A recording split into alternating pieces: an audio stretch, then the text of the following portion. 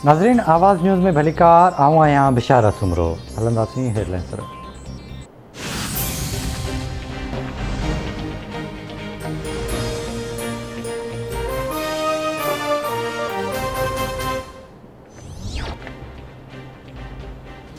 पाक फ़ौज हुकूमत सां गॾु बीठल आहे। अफ़गान सदर अशरफ गनी सां सुठा लाॻापा आहिनि। अफ़गान बहिरान जो ज़िम्मेवार पाकिस्तान न आहे। सदाईं चयो आहे त अफ़गान मसइले जो हल फ़ौजी न आहे। अफ़गानिस्तान में अमन सां पाकिस्तान खे वॾो फ़ाइदो थींदो। अफ़गान सफ़ीर जी धीउ जे मौक़िफ़ में तज़ाद आहे। अफ़गान सफ़ीर जी धीउ चवे थी खेसि अगवा कयो वियो, पर फुटेज में अफ़गान सफ़ीर जी धीउ पाण गाॾी में आराम सां वेहे थी। पाकिस्तान सदाईं भारत सां अमन जो ख़्वाहिशमंद आहे, पर भारत पाण अमन नथो चाहे। भारत सलामती काउंसिल जे ठहराइण जी भञकड़ी कई।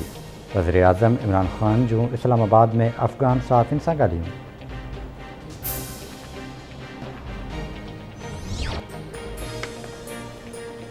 पाकिस्तान में कोरोना जी चौथी लहर, फ़ौतगियुनि जी शरह वधणु लॻी। वधीक 76 मरीज़ फ़ौत थी विया। NCOC मूजिबि फ़ौतुनि जो अंगु वधी 23,209 थी वियो। 4,497 नवां केस रिपोर्ट। मजमूई केस 10,20,324 ताईं पहुची विया। 24 कलाकनि दौरान कोरोना जी हाकारी केसिस जी शरह 7.53% रही। सॼे मुल्क में 1,612 मरीज़ कोरोना मां सिहतयाब थी विया। सिहतयाब थींदड़नि जो अंगु 9,37,354 थी वियो। फ़ाल केसिस जो अंगु 59,761 ताईं पहुची वियो।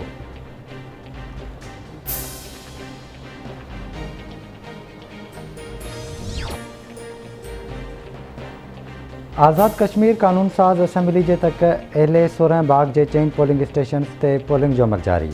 इंतिज़ामिया तरफ़ां चइनी पोलिंग स्टेशन्स खे हसास तरीन करार ॾिनो वियो।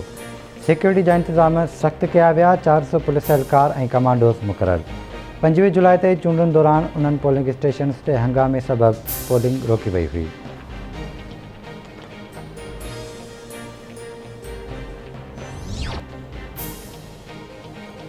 तहरीक इंसाफ़ जे पंजाब असेंबली में मेंबर नज़ीर चौहान जी गिरफ़्तारी ते तरीन ग्रुप जो सख़्तु रद्दअमल। तरीन ग्रुप जे तर्जुमान जो चवणु आहे त हू इंतकामी कार्रवाइनि खां ख़ौफ़ज़दा थियण वारा न आहिनि। जमी मुक़ाबिलो कंदासीं। इस्लामाबाद में वेही हिकु शख़्स इदारनि खे पंहिंजे मक़सद लाइ इस्तेमालु करे रहियो आहे। नज़ीर चौहान जी गिरफ़्तारी ख़िलाफ़ु पंजाब असेंबली जे फ्लोर ते एहतजाज कयो वेंदो। कंहिं बि इंतिहाई क़दम ते खणण लाइ मजबूर न कयो वञे।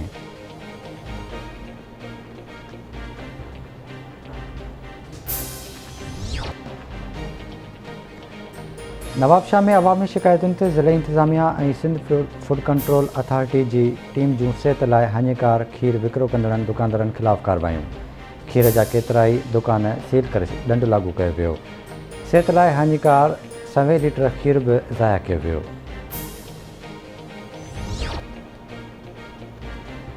तंगवाणी भरिसां ॻोठ फैज़ मोहम्मद बुगटी में रांदि खेॾंदे पेर तिरकण सबबि मासूम ॿारु वाह में ॿुॾी फोत थी वियो। ॿारड़े हसन अली बुगटी जो लाश घर पहुचण ते कोहराम अची वियो।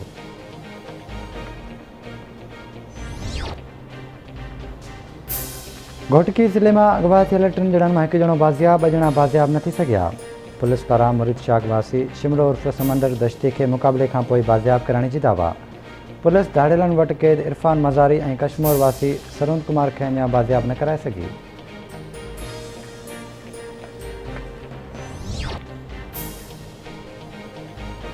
शादीलार्ज बाईपास ते 2 ॾींहं अॻु कार ऐं मोटरसाइकिल में टकर जे नतीजे में ज़ख़्मी थियल नौजवान फोत थी वियो। ॻोठ पांदी खां लुंड वासी हारून लुंड अस्पताल में ज़िंदगी जी जंग हाराए वियो।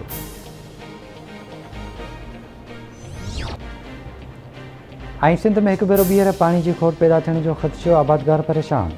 गुडू बैराज वटि सिंधू दरिया में पाणी जे वहिकरनि में तेज़ीअ सां लाथ अचण जो सिलसिलो जारी। गुडू वटि मथां वहिकिरो 1,55,088 क्यूसेक ऐं हेठां वहिकिरो 1,12,638 क्यूसेक रिकॉर्ड कयो वियो।